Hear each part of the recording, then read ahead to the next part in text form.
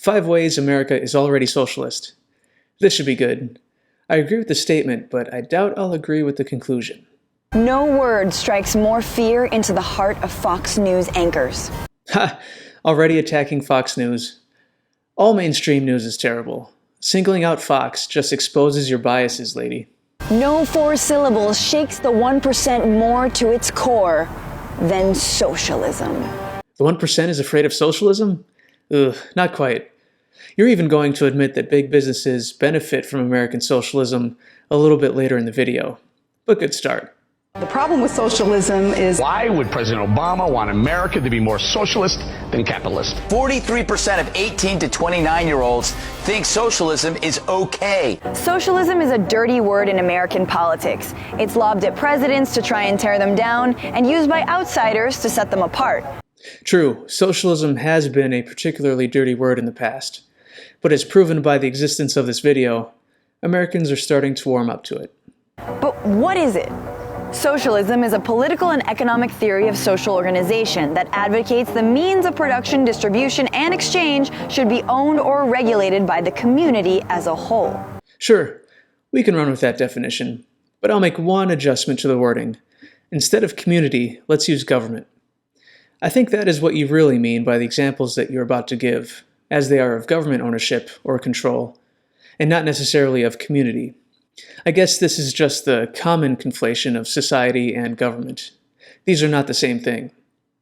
But that is a topic for another day. Continue.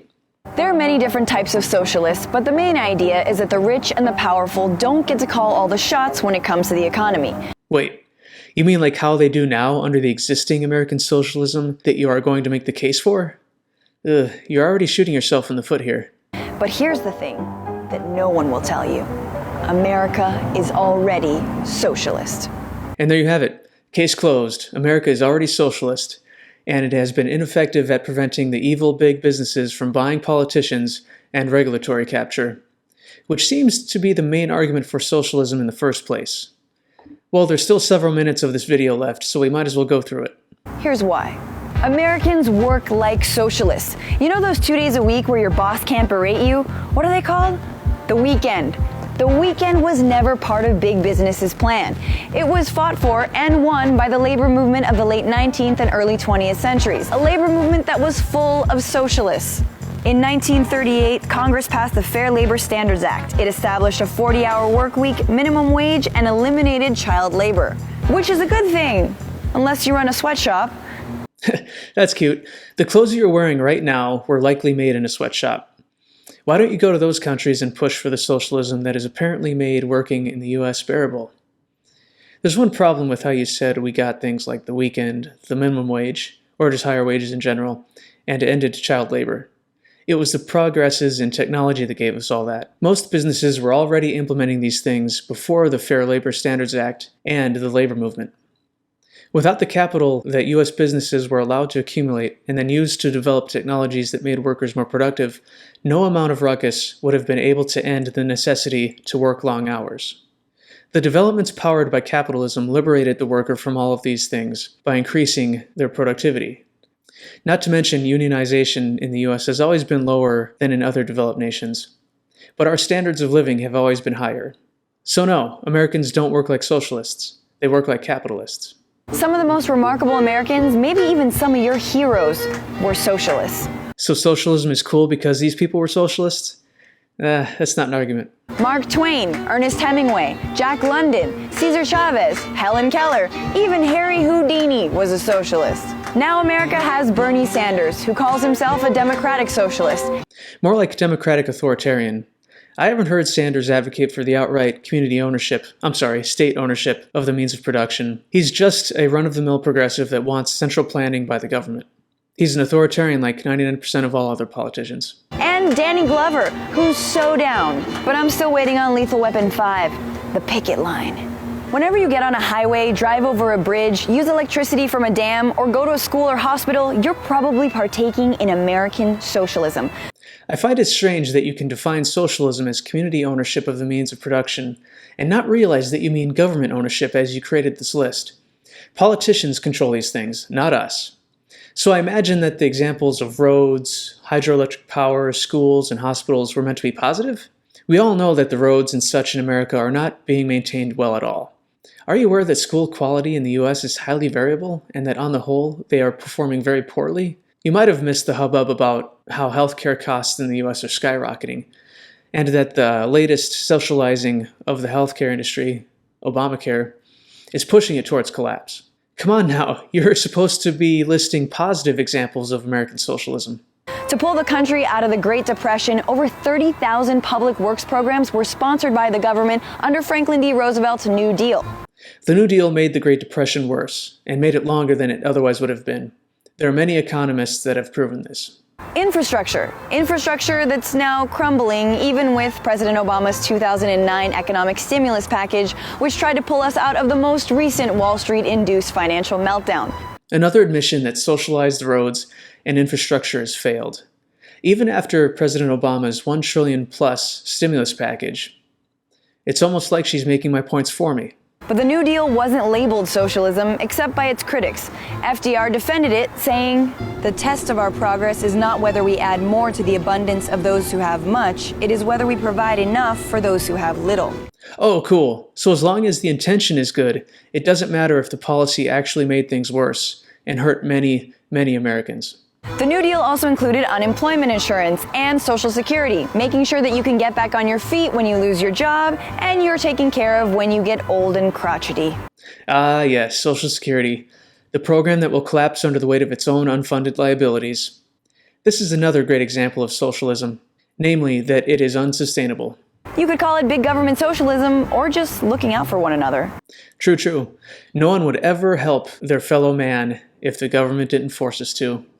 That's a pretty dark view of humanity you got there. The military, the one area of spending no one would dare call socialist. And yet, it's largely funded by you, the taxpayer. Strange for all the wars the U.S. has fought trying to stop the spread of socialist ideas. You'd think that war was a capitalist venture. Ooh, yes, you're right. War is a socialist venture.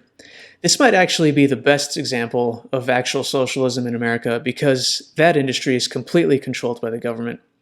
I would like to also point out that the U.S. military has caused untold death and destruction in the Middle East, which is also attributed to the rise of ISIS. I applaud your willingness to admit that socialism is directly responsible for the trash fire that is the Middle East right now. I forget though, were you trying to show that socialism is good or bad? Around 27% of your tax dollar goes to fund the biggest and most expensive military in the world, with a budget of $598.5 billion. Compare that to spending on unemployment, Social Security, education, science, and infrastructure, and it looks like the military is red all over. Good God, y'all.